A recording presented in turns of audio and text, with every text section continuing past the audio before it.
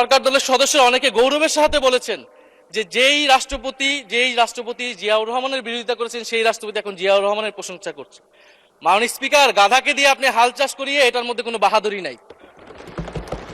এটা আপনাদের দেউলিত্ব, সরকারের দেউলিয়াত্ব যে সরকার এখনো রাষ্ট্রপতি পরিবর্তন করতে পারছে না। মাননীয় স্পিকার, রাষ্ট্রপতির উপর ধন্যবাদ জ্ঞাপন বক্তব্য,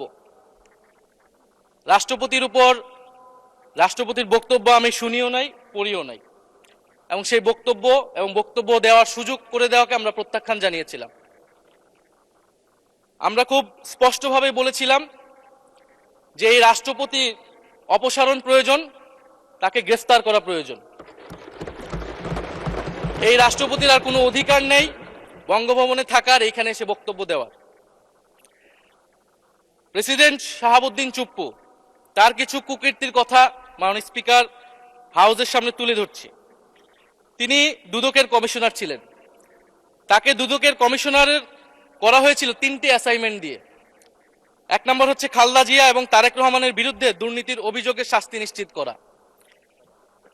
2 নম্বর পদ্মা সেতুর দুর্নীতির অভিযোগ থেকে আওয়ামী লীগকে ক্লিন শিট দেওয়া। 3 নম্বর ফখরুদ্দিন মঈনুদ্দিন সরকারের সময় শেখ হাসিনা সহ আওয়ামী লীগ নেতাদের বিরুদ্ধে হওয়া দুর্নীতির মামলাগুলোকে বাতিল করে দেওয়া। এমন একজন ব্যক্তিকে বিএনপি সরকার রাষ্ট্রপতি হিসেবে এখনো মেনে নিচ্ছে। মাননীয় স্পিকার, আরেকটি ঘটনা বলি। 2009 সালে শেখ হাসিনার ক্যাঙ্গারু আদালতের নির্দেশে এই শাহাবুদ্দিন চুপ্পুর নেতৃত্বে 3 সদস্যের judicial inquiry commission on minority torture in 2001 করেছিল শেখ হাসিনার ক্যাঙ্গারু কোর্ট।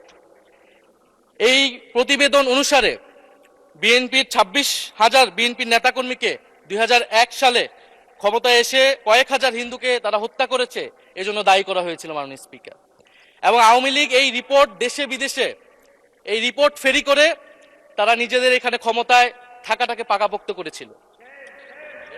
মাননীয় স্পিকার, এই রাষ্ট্রপতি চুপ্পু এস আলমের হাতে ইসলামী ব্যাংকে তুলে দেওয়ার কারিগর, 2 কোটি আমানতকারীকে পথে বসিয়েছিল। এবং জুলাই গণহত্যার সময় তার ভূমিকা, ফ্যাসিবাদের সাথে তার সংশ্লিষ্টতা সবকিছু আমরা জানি। আমাদের দুর্ভাগ্য, এই দুর্নীতিবাজ, অপদার্থ, মিথ্যুক, গণহত্যার দোসর এখনো বাংলাদেশের রাষ্ট্রপতি। একটা আলোচনা কয়েকবার এসেছে যে রাষ্ট্রপতির অধীনে কেন শপথ নিয়েছি আমরা বলতে এখানে ব্যক্তিগতভাবে আমার কথাই বলেছে, কারণ আমি এখানে শপথ নিয়েছিলাম। তো মাননীয় স্পিকার, সেই সময় প্রেক্ষাপট আর এখনকার প্রেক্ষাপট কি এক? জুলাই গণ অভ্যুত্থানের পরে 5ই আগস্টের পরে আমাদের সামনে 2টা অপশন ছিল। আমরা বলেছিলাম জাতীয় সরকার করতে হবে, সেই জাতীয় সরকারের প্রস্তাব বিএনপি নাকচ করে দিয়েছে। আমাদের সামনে আরেকটা অপশন ছিল ক্ষমতা আর্মির হাতে তুলে দেওয়া। যদি আমরা সেই দিকে আগাতাম, আজকে তারা এখানে বসতে পারতেন কিনা মাননীয় স্পিকার সেটা সন্দেহ আছে। দেশের স্বার্থে, দেশের স্থিতিশীলার স্বার্থে আমরা সেই সময় সরকারে গিয়েছিলাম, আমরা শপথ নিয়েছিলাম। কিন্তু বৈষম্যবিরোধী ছাত্র আন্দোলন খুব স্পষ্টভাবে 2024 সালে কিন্তু এই রাষ্ট্রপতির অপসারণ চেয়েছিল।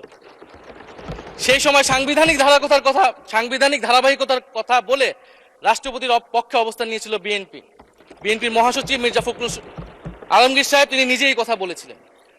ফলে এখন তো একটা নির্বাচিত সরকার। মাননীয় স্পিকার, এখন তো চাইলেই বিএনপি রাষ্ট্রপতি পরিবর্তন করতে পারে সরকার, এবং আমরা বিশ্বাস করি বিএনপিতে সেই ধরনের যোগ্য আস্থাভাজন ব্যক্তি নিশ্চয়ই রয়েছে।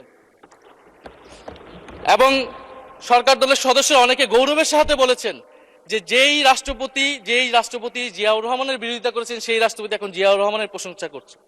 মাননীয় স্পিকার, গাধাকে দিয়ে আপনি হাল চাষ করিয়ে এটার মধ্যে কোনো বাহাদুরি নাই। এটা আপনাদের দেউলিত্ব, সরকারের দেউলিয়াত্ব যে সরকার এখনো রাষ্ট্রপতি পরিবর্তন করতে পারছে না। মাননীয় স্পিকার,